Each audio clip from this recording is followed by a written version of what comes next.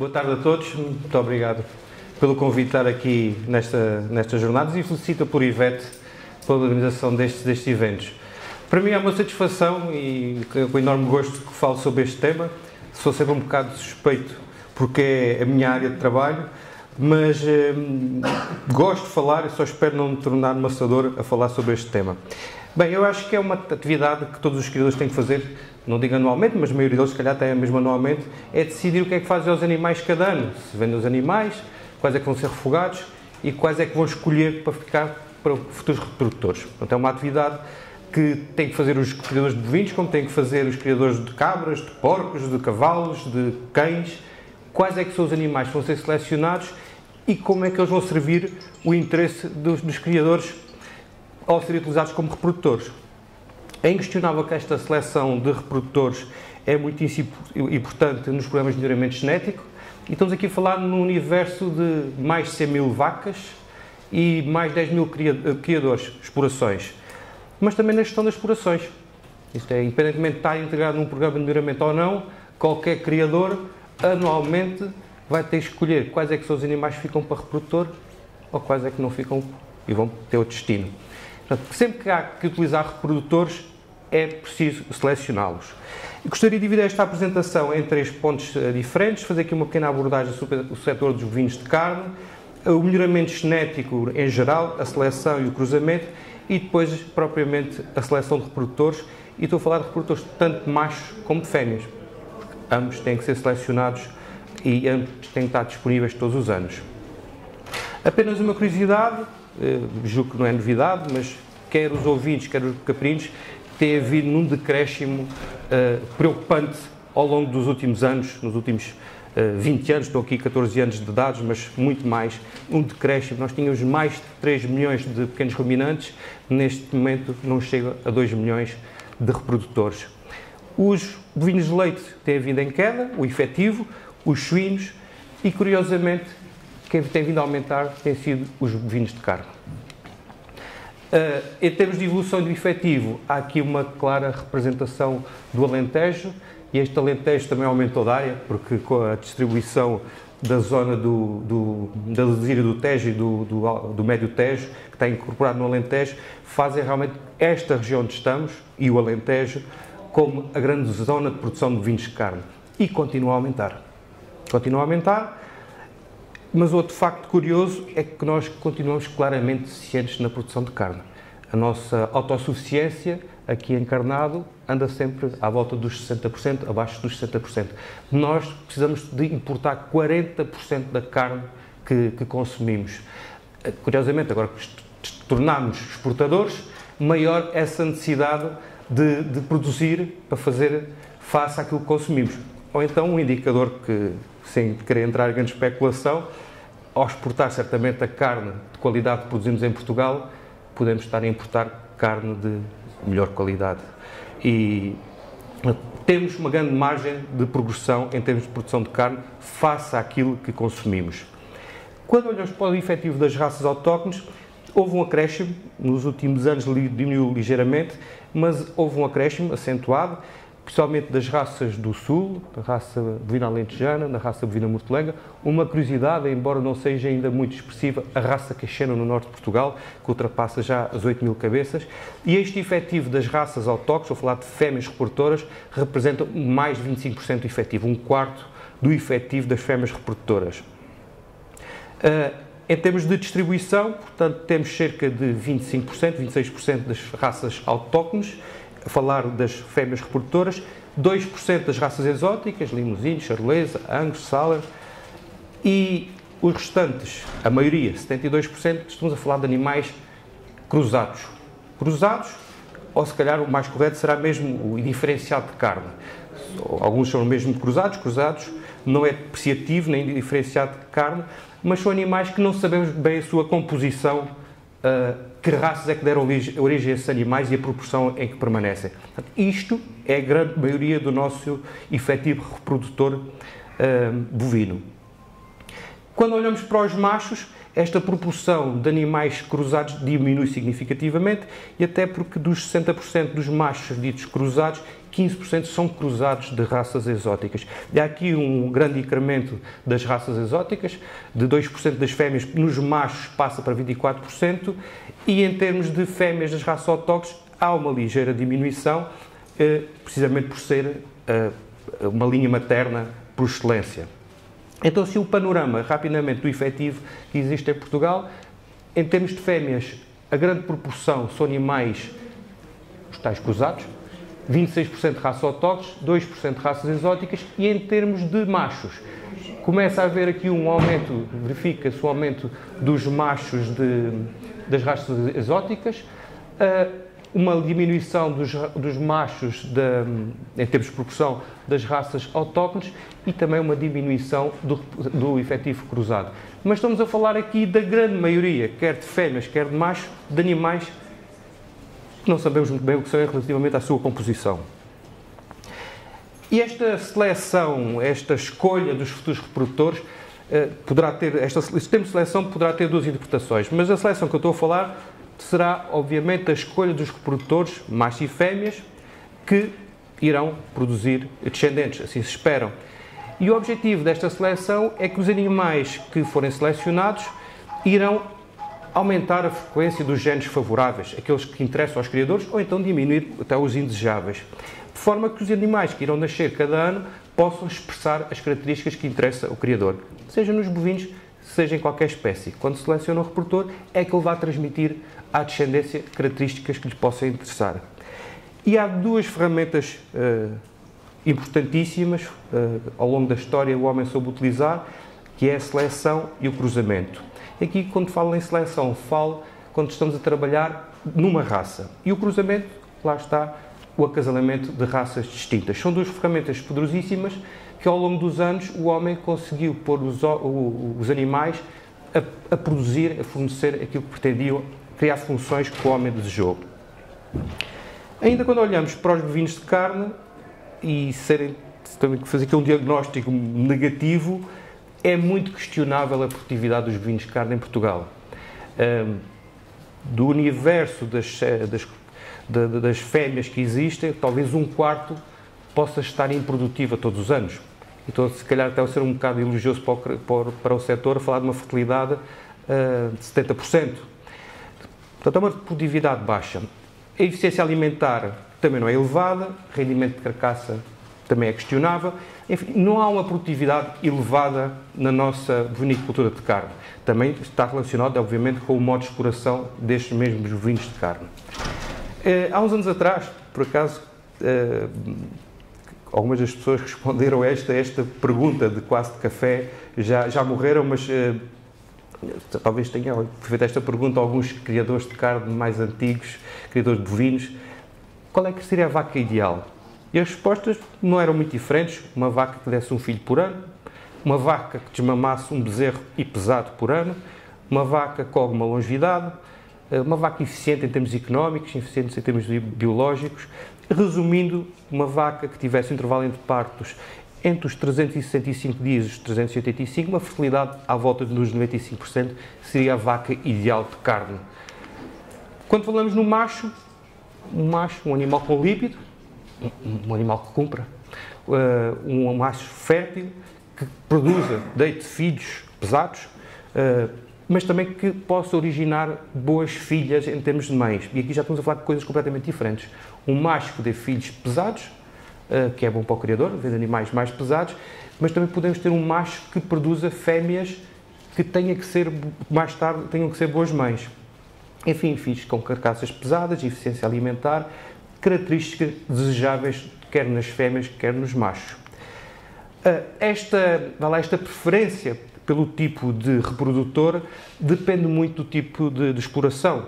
E se temos um criador que tem o seu efetivo reprodutor e vende os animais ao desmame, ou um pouco mais tarde, nesse nome famoso, que é o vitelão, ou o novilho, o que for, é completamente diferente do animal que compra os animais ao desmame, engorda, tem uma fase do ciclo completamente diferente. O intervalo de partos aí não interessa para nada, a fertilidade não interessa, portanto, compra os animais ao desmame, são interesses completamente diferentes. Esta importância das características nos bovinos de carne depende do objetivo de produção e do próprio sistema de produção, que é muito diferente ao longo do país. Mas, de modo geral, podemos dizer que o peso ao desmame, o intervalo entre partes, interessa a qualquer criador que tenha vacadas de carne. E questionamos aqui se isto é uma missão impossível ou não, selecionar corretamente bovinos de carne ou animais de outra espécie qualquer. Há dificuldades, seguramente que há dificuldades, porque a maioria das características nos bovinos depende de um número grande de genes.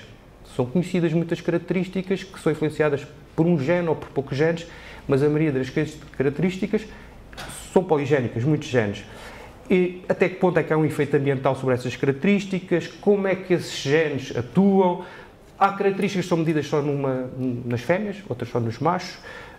Há características que se repetem ao longo da vida, não é? Um parto ocorre várias vezes ao longo da vida, e todo este conjunto podem tornar a seleção mais difícil.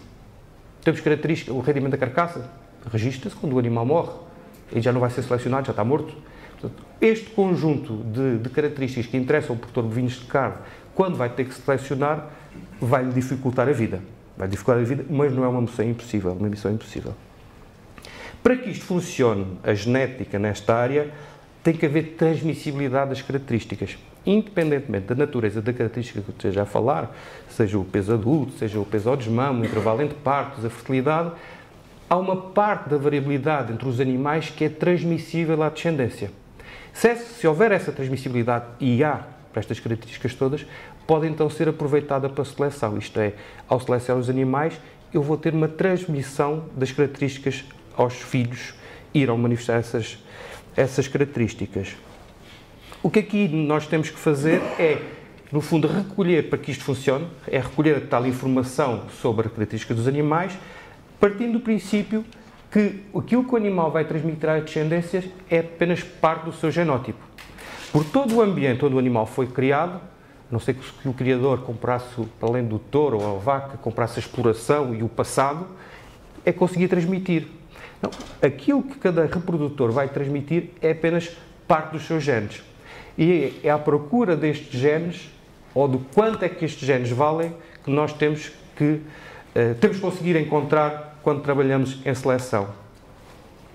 Ao longo do tempo tem havido uma evolução da genética nesta área, a utilização de várias ferramentas, mas trabalhámos durante muito tempo com os animais como se fosse uma caixa negra, em que temos registros e depois tentamos quantificar quanto é que o animal vale. A pouco e pouco temos vindo com o conhecimento do genoma das várias espécies, tentar saber o que é que cada região do genoma dos animais pode representar em termos de características produtivas, características de interesse. E estamos a falar de um bovino de carne, como podíamos estar a falar de um bovino de leite, e a pouco vamos conseguindo conciliar esta informação que vai estando disponível sobre os animais. Então, voltando aqui à seleção, tem que haver aqui uma sintonia muito grande, ou melhor, que este puzzle se encaixe na produção da perfeição. Isto é, aquilo que interessa ao criador produzir, quais os critérios que vai utilizar para selecionar os animais e a metodologia para selecionar os animais. De forma que todos os anos, aqueles animais que vai selecionar, que vai escolher, e vão ser eleitos como reprodutores, possam transmitir as características que interessam aos criadores. E durante algum tempo, ao longo dos anos, têm sido várias as metodologias que o homem tem utilizado para avaliar os animais. Estou aqui algumas, são mais: a avaliação morfológica, apreciar a morfologia dos animais, a performance dos animais, avaliar o peso, os intervalos entre partos, os vários registros, a produção de leite nas vacas leiteiras. Depois ter informação familiar, não é? Como algumas características não se medem nos indivíduos, vamos avaliar nos seus familiares. De alguma forma também temos mais registros, enfim, o teste de descendência, o índice de seleção, combinação de várias fontes de informação, e chegamos aos dias de hoje, ainda que já há alguns anos se utiliza esta metodologia, a avaliação genética combinada com marcadores moleculares e atender para a avaliação genómica. São as metodologias que temos hoje em dia para selecionar os animais. E eu não tenho nada contra a avaliação morfológica. É fundamental no trabalho das associações, e estão aqui alguns secretários técnicos ou ex-secretários técnicos, é fundamental para inscrever um animal no livro de adultos, seja um bovino, seja um equino, seja qualquer espécie, se o animal está ou não de acordo com o padrão da raça. Agora, nada me diz que este animal que teve 84 pontos e que era um belíssimo mortolengo, seja bom para o intervalo entre partos, para a fertilidade, para a qualidade da carne.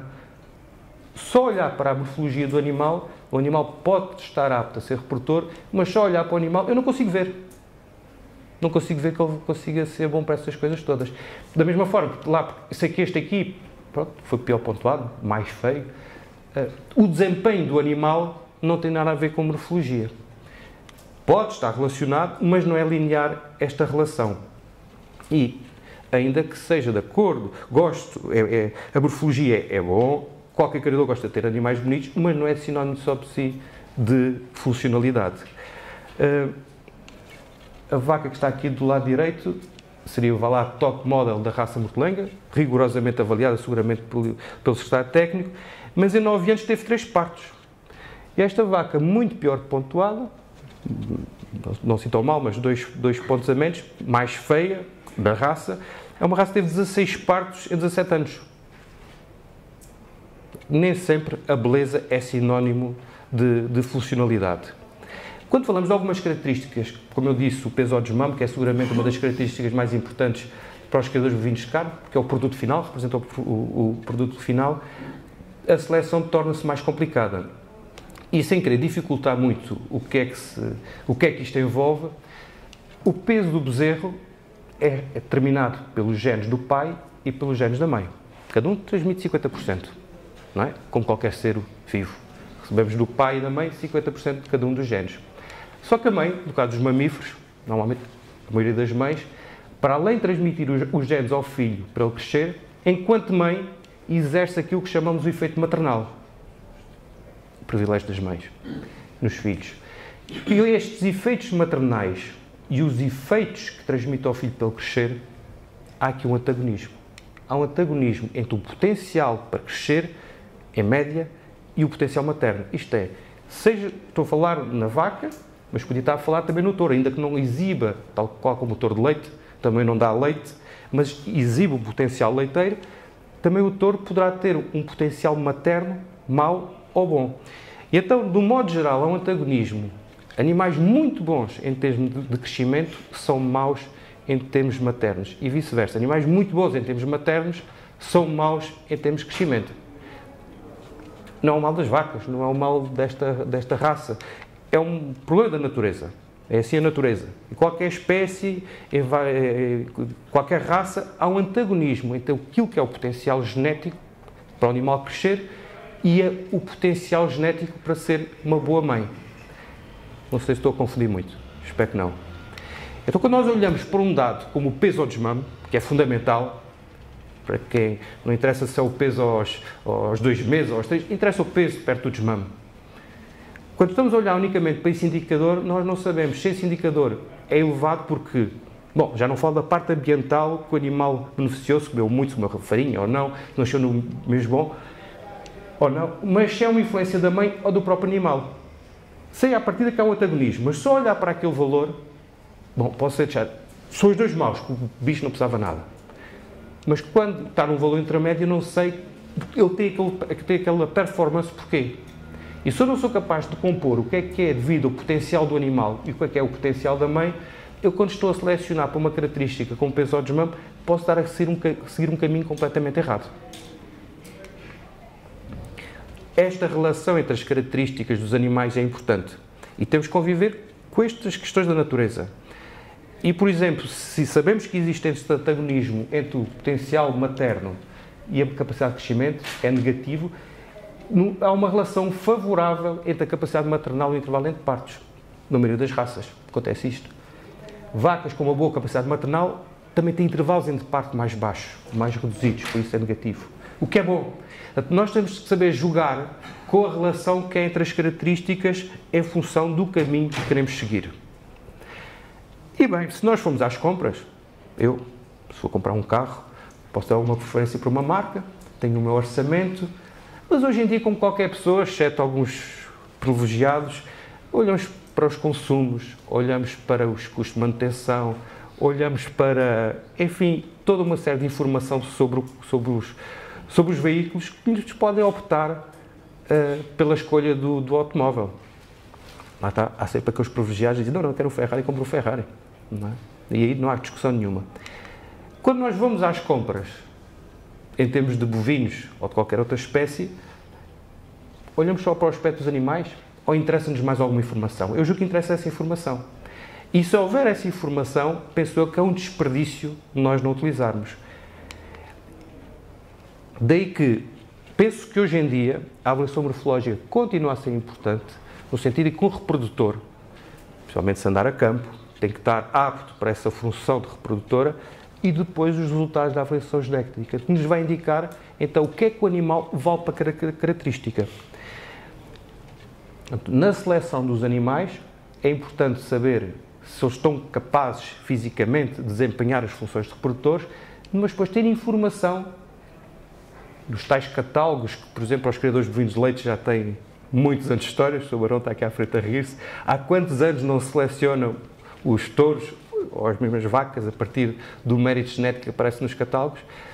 E eu acho que não, é muito arriscado hoje em dia um criador querer utilizar um reprodutor, um touro que vai dar origem na vacada ao longo da vida, 150 ou 200 filhos, sem saber o que é que ele vale em termos genéticos, sem saber os genes que ele está a transmitir à descendência. E quando vamos olhar para uma palhinha de sêmen, que é o que acontece, na maioria dos casos, aos produtores de leite, se nós não olharmos, não temos a fotografia do animal, então assim, não sabemos escolher. Temos que olhar para os resultados da avaliação genética. Aquilo que nos diz o que é que vale uma palhinha de sêmen. O que é que o macho está a passar à descendência. Se nós não utilizarmos, será mais ou menos um tiro no escuro. É como escolher um melão. Há sempre pessoas que dizem que têm jeito e sensibilidade para isso, e não duvido, mas na maioria poderá ser um fracasso.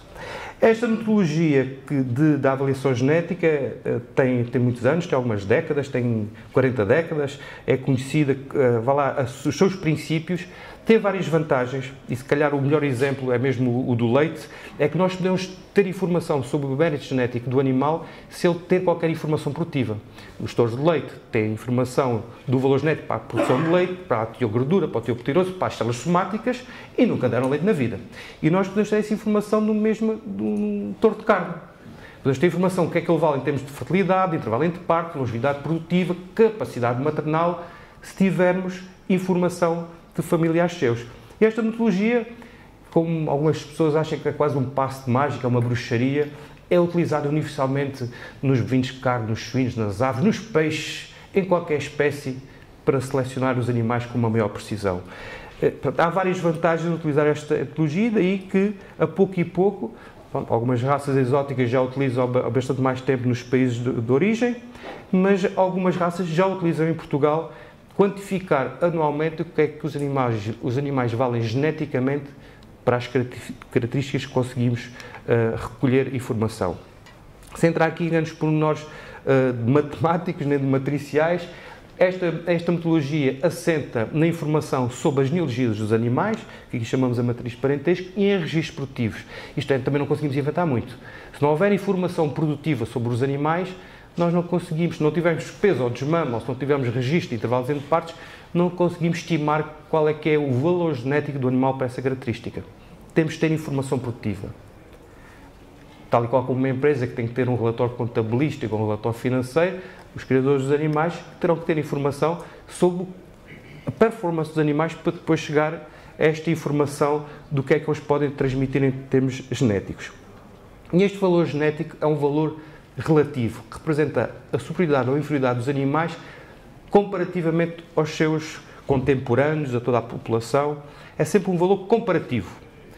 E então, comparando estes dois touros aqui representados, o touro de cima tem menos 20 dias para o intervalo entre partos, comparado com o touro de baixo que tem mais 10 dias, a conta é fácil, menos 30 dias de intervalo entre partos, de diferença. O touro de cima tem um mês a menos de intervalo entre partos que o touro de baixo, e quando os dois acasalados com qualquer fêmea da população, em média,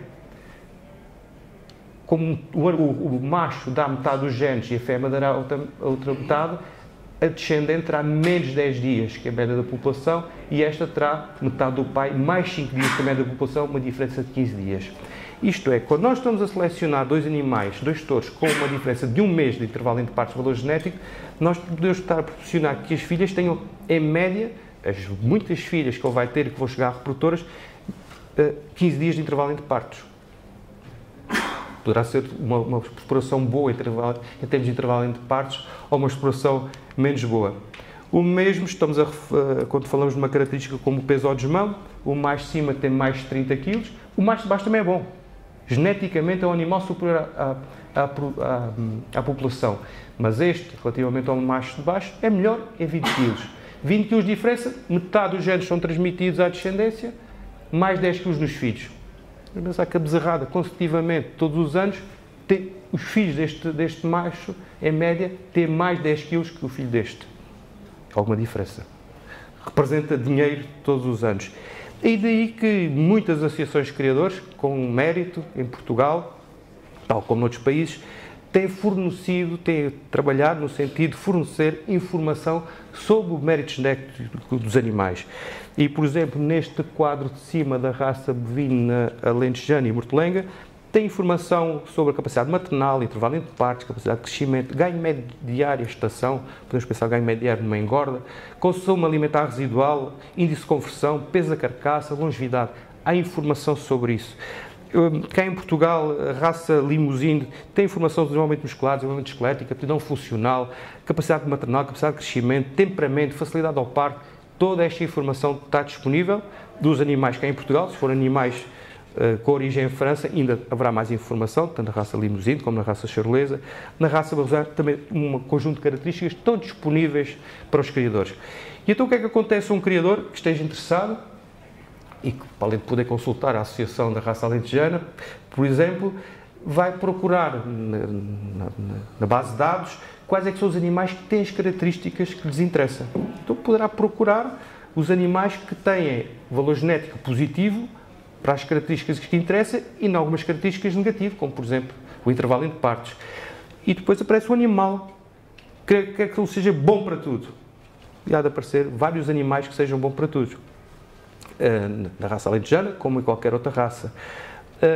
Aqui, por exemplo, há uma listagem de fêmeas que são geneticamente boas para a capacidade de crescimento, a capacidade maternal, o intervalo entre partos e a longevidade produtiva. Como eu disse há pouco, há um antagonismo entre a capacidade de crescimento e a capacidade maternal, mas não quer dizer que não hajam animais bons para as duas características. Sabemos que geneticamente há essa relação negativa, mas há animais bons para essas duas características. E aqui estão um lote de animais, o Pedro Espadinha, se calhar, de saber melhor quais é que são os animais, que são bons para estas coisas todas em simultâneo. O que é bom. Não me lembrava deste gráfico. Aqui são animais, cada bolinha destas é um animal nascido em 2015 e 2016. Estamos a falar de 7.000 e tal machos nascidos nestes 2 anos. E esta bolinha é um animal que é mau para a capacidade de crescimento e bom para a capacidade maternal. Aqui é mau para tudo, para estas duas características.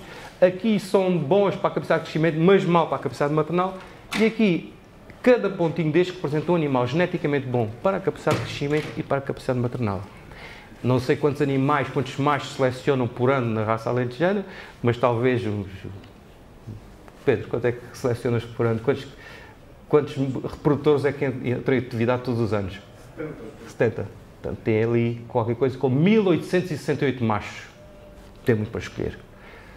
O mesmo acontece nas fêmeas, está um gráfico só para as fêmeas, não sei quantas fêmeas irá escolher por ano, mas 1.000 fêmeas por ano. Teria 2.000 fêmeas boas para as duas características.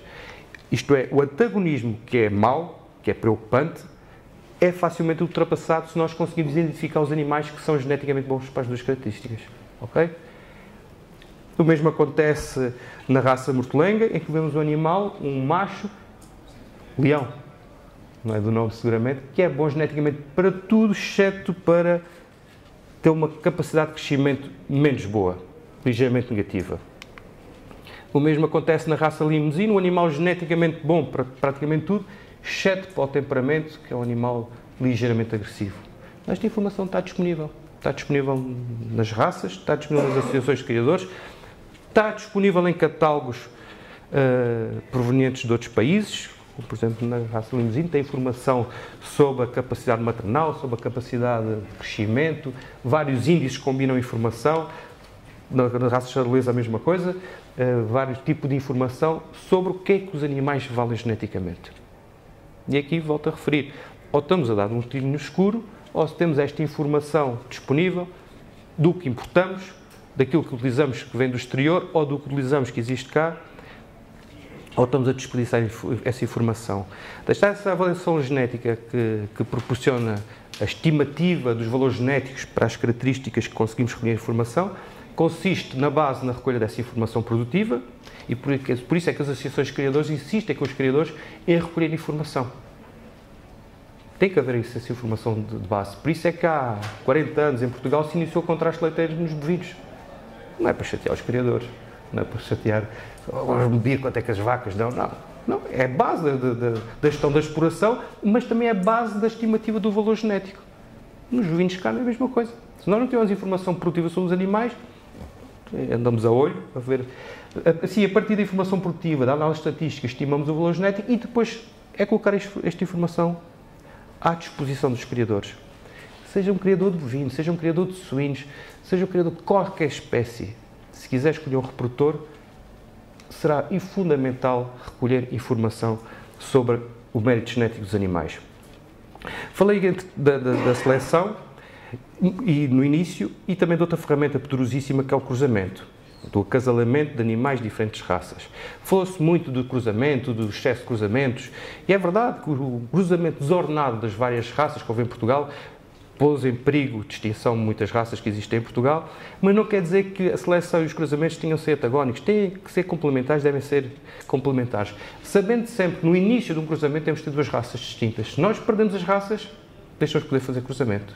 Nós começámos a cruzar desordenadamente uma população, ao fim do tempo deixamos de fazer cruzamento porque não temos a base do cruzamento, certo?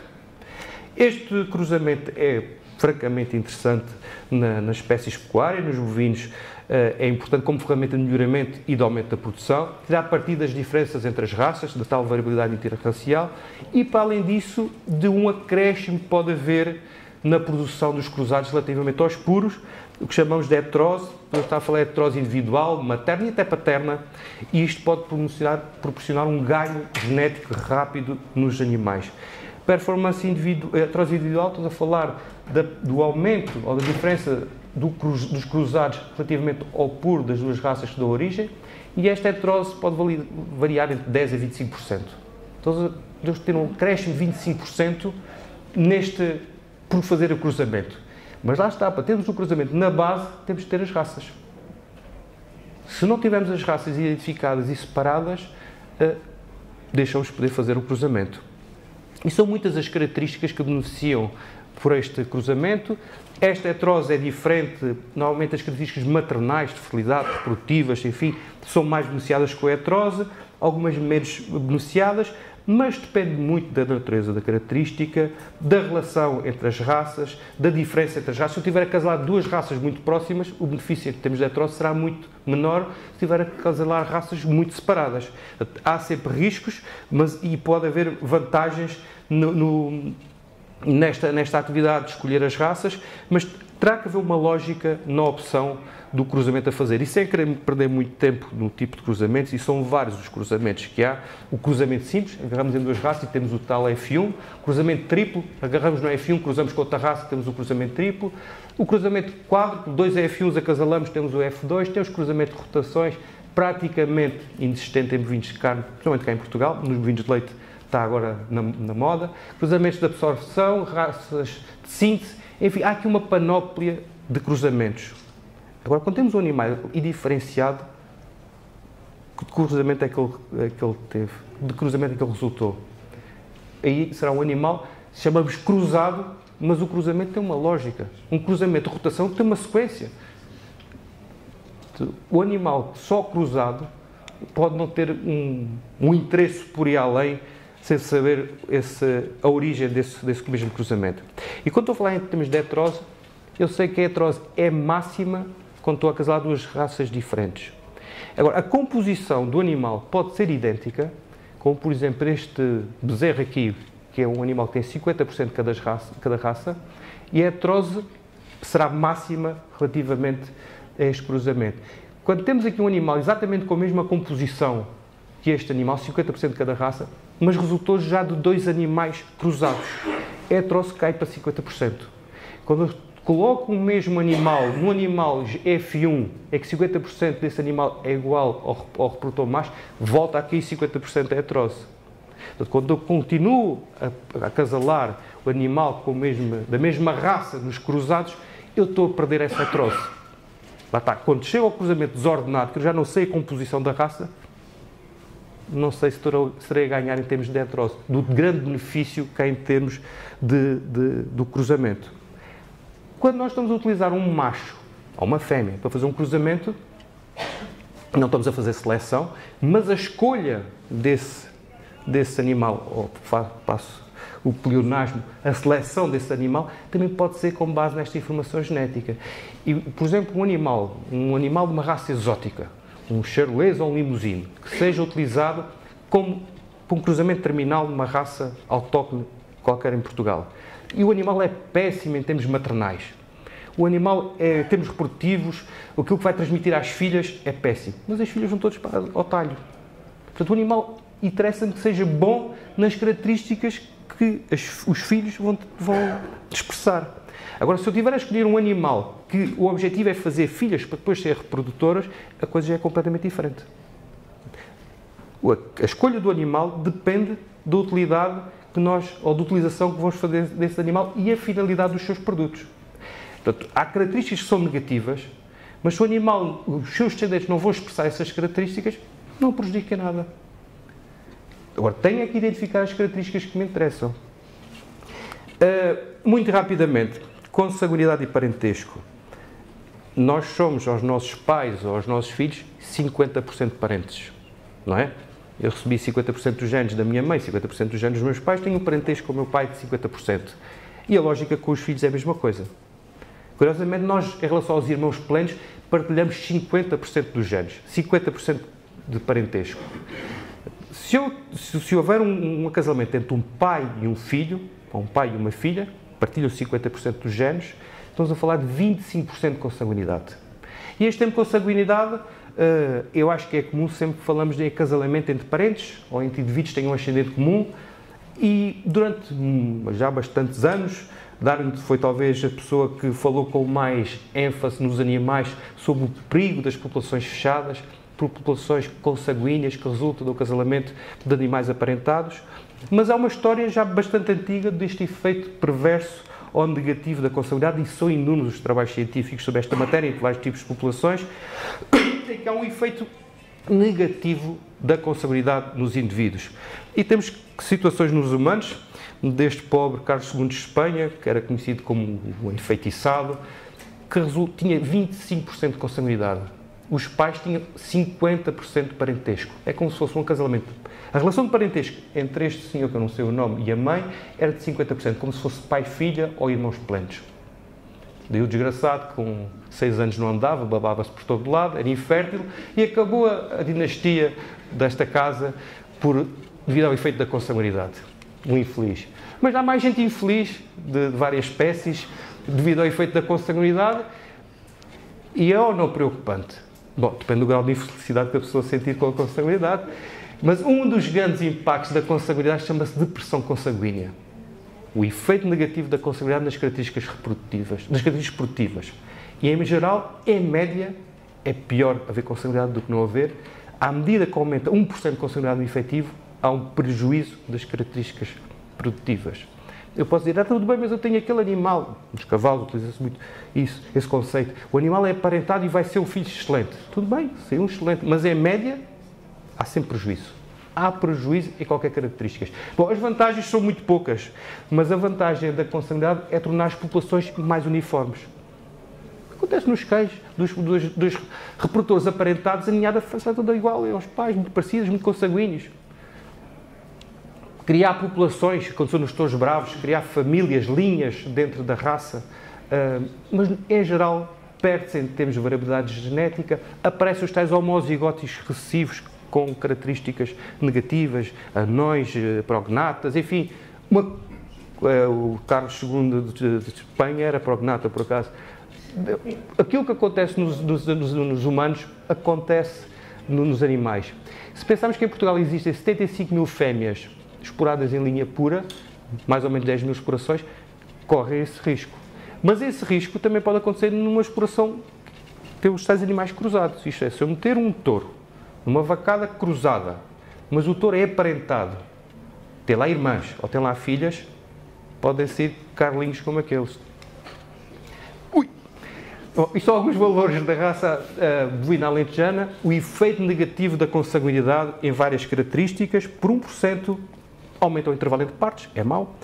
Aumenta a idade ao primeiro parte, falávamos disso à hora do almoço, é mau. O animal começa a produzir mais tarde.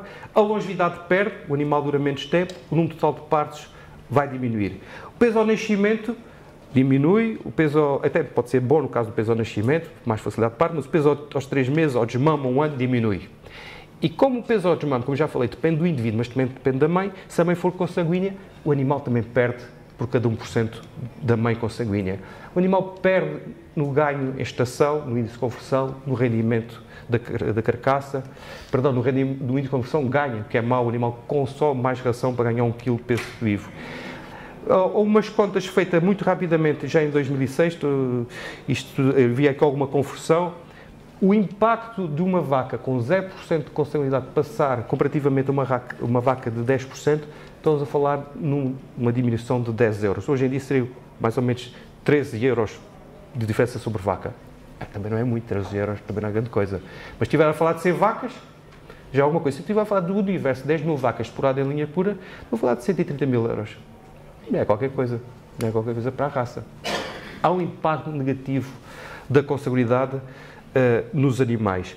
E este emparelhamento que se vai fazer, ou a opção que se vai utilizar em cada exploração, pode ser acautelada pela comparação, precisamente, do grau de parentesco entre os animais. Lá está num criador que não tenha qualquer registro, é a memória, é saber se há alguma relação familiar.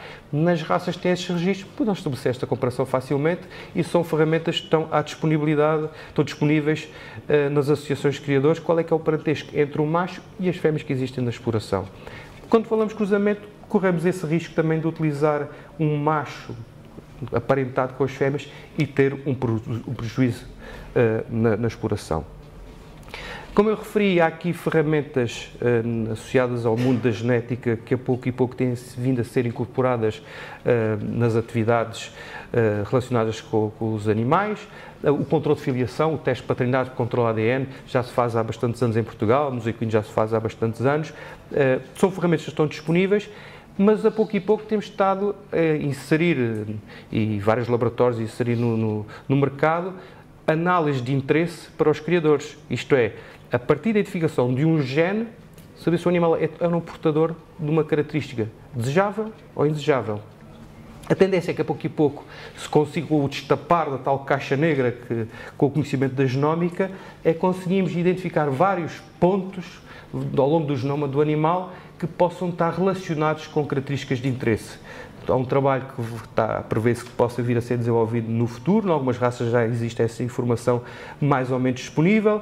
Exigem grandes recursos financeiros, mas a pouco e pouco conseguimos conciliar essa informação produtiva com a informação genómica. E já está implementado pelo Laboratório de Genética Molecular do INIAV, por exemplo, características relacionadas com o crescimento, mas também com a qualidade da carne.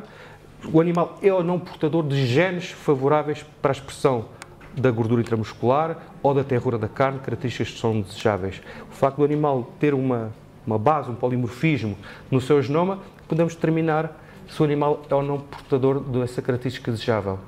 Tal e qual como as crianças fazem o teste do pezinho para saber se são portadores ou se têm alguma doença, os animais também podem fazer o teste do pezinho para saber se são ou não portadores de características desejáveis. Portanto, com uma amostra de sangue ou um bocado de pelo, desde que tenha ADN que seja possível fazer a sua extração, pode-se determinar se o animal não é portador de características. E esta informação, a pouco e pouco, tem vindo a ser incorporada em algumas raças e está disponível. No caso da raça mortelenga, por exemplo, que tem informação do valor genético dos animais e, para além disso, informação sobre a qualidade da carne obtida por estes polimorfismos. Enfim, como eu disse, a pouco e pouco, em vez de estarmos a utilizar com 4 ou 5 marcadores, estamos a utilizar 600 mil ou 700 mil e tentar relacionar esta relação entre estes marcadores e características de interesse. Estou a falar de futuro, obviamente, mas para lá caminharemos. E resumindo, e espero não me ter alongado muito, a seleção de reprodutores, no final, como é que isto pode fazer? Quanto a mim, depende dos objetivos do criador. A função que vai ter o reprodutor. Escolha do macho. O macho vai fazer filhos para serem vendidos, vai fazer filhos e filhas, e as filhas vão ficar para reprodutores. São interesses completamente diferentes. Um tem que apostar no potencial crescimento, nos tais índices de crescimento, essencialmente, e de consumo, e no outro terá que apostar mais nas características maternais e reprodutivas. E essa informação, aquilo que está disponível hoje em dia, nas raças que trabalham nesse sentido, nos criadores que se organizaram por esse sentido, será o tal valor genético, baseado, em conjunto também, na avaliação morfológica, porque não queremos ter um animal limitado morfologicamente. Agora, o mérito genético do animal para as características que queremos é fundamental. E esta informação, apoiada também na informação disponibilizada pelas associações de criadores, pelos machos e fêmeas.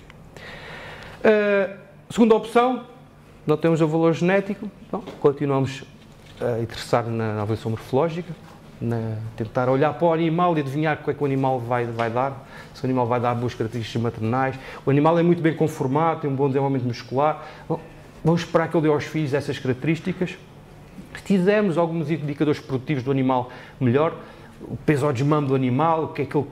Mas pronto, esse peso também pode ter sido recolhido numa exploração que dá farinha desde os 3 ou 4 meses e o animal cresceu muito. Temos que eliminar esta informação. Conhecer os criadores, e esta informação poderá e deverá ser facultada pelas associações de criadores. Um criador que num determinado sistema de exploração muito parecido com o meu, que tenha bons resultados, será mais de fiar. Agora, e ver uma exploração completamente diferente da minha, e querer utilizar os reprodutores e estar à espera que ele tenha o mesmo desempenho na minha exploração, já pode ser mais arriscado. Há que conciliar esta informação, trabalhar mais em conjunto, mas estamos a trabalhar muito aqui já no palpite. E a terceira opção, desejo boa sorte aos criadores, é olhar para os animais e, tal e qual quando compram ali nas retas das autoestradas ou das estradas, os melões, é boa sorte, pode ser que corra bem. Enfim, acho que esta atividade de seleção é um desafio enorme, continua a ser uma oportunidade para os criadores. Acredito que é uma forma de melhorar a produtividade das vacadas de carne. Muito obrigado pela atenção.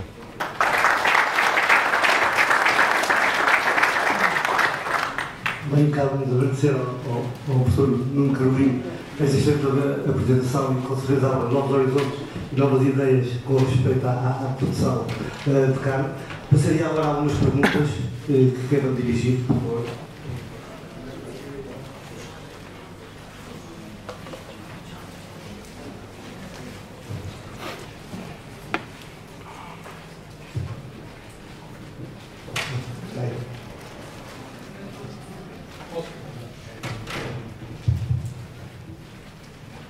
Boa tarde, chamo Miguel Teles Branco, sou produtor de Martelém e a pergunta que eu gostaria de fazer é, falou em médias. Que variabilidade é que têm estas médias?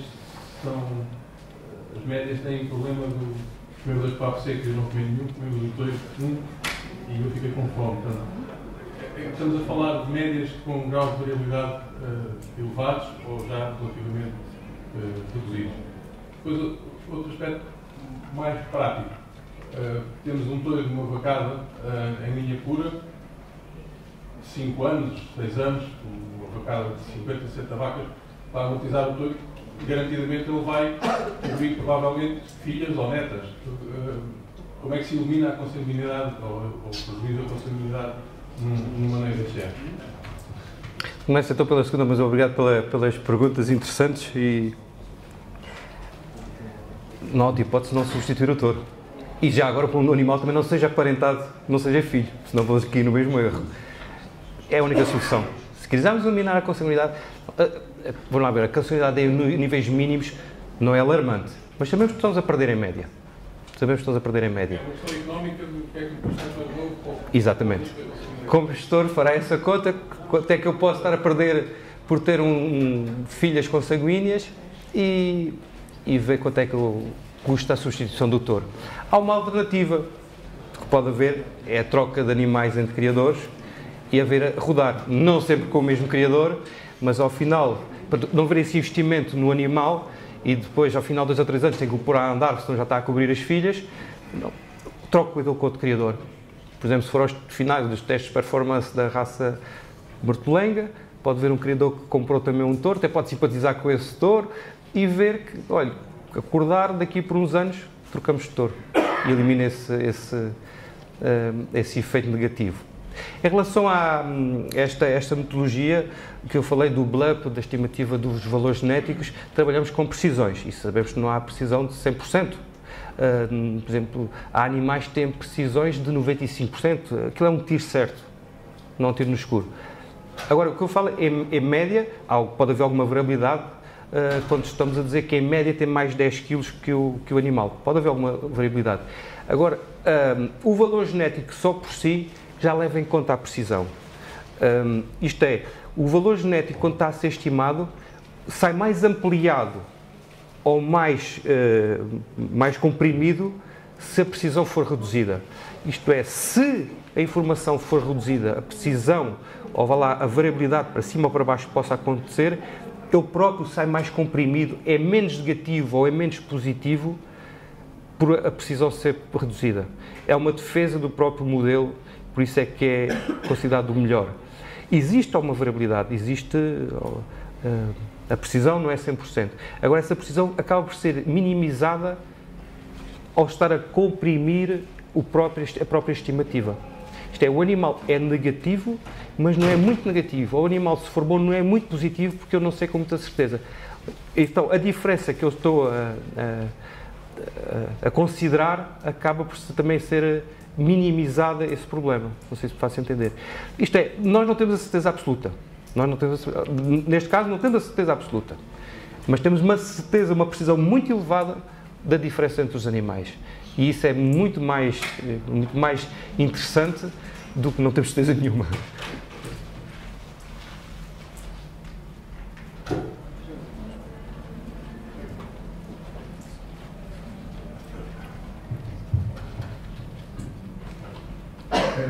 Primeiro, fazer uma pergunta e a seguir um comentário. A pergunta é: necessariamente a consanguinidade não é má. A gente sabe que há uma porcentagem que é má, mas também sabe que há uma porcentagem, isto conversado de uma forma se calhar menos científica, mas que na consanguinidade também saem coisas muito boas que devem ser aproveitadas.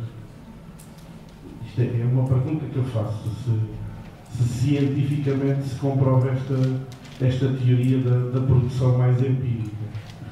E depois aqui é um comentário.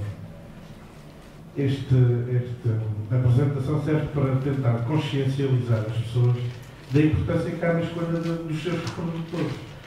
Porque a informação que podem ter e como a devem utilizar, e a importância que há na escolha da informação e na fidedignidade dessa informação. Muito obrigado pelo comentário e pela questão. Eu não quero estar aí muito para fora de pé, mas vou dar um exemplo dos cavalos. Talvez nos cavalos, se tivermos 10 animais, ali é a tal média que conta pouco. Se calhar interessa mais ter um animal excelente do que ter os 10 cavalos um bocadinho ligeiramente maiores, facilmente. Ou se tiver 4 animais, se eu tiver um animal magnífico, ganho mais do que ter um bocadinho melhor que cada um.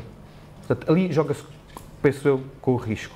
O que é que eu penso em relação aos bovinos, aos qualquer outra espécie, em que esta diferença, as diferenças não é tanto por animal, é por quilo, ou por dia, ou por percentagem, ou por quilo de ração. O que estavas a comentar da consanguinidade boa ou má, a consanguinidade está a níveis que não prejudica os animais em termos de aparecer lesões, aparecer animais com problemas, determinados problemas.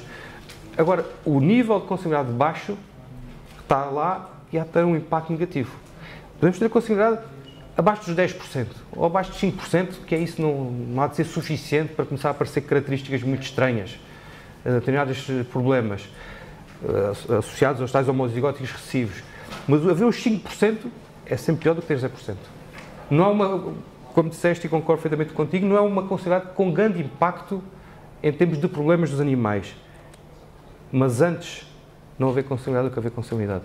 Em média é sempre mau. É pior haver 1 do que haver 0. Não tenho a mínima dúvida. Foi um bocado arrogante esta.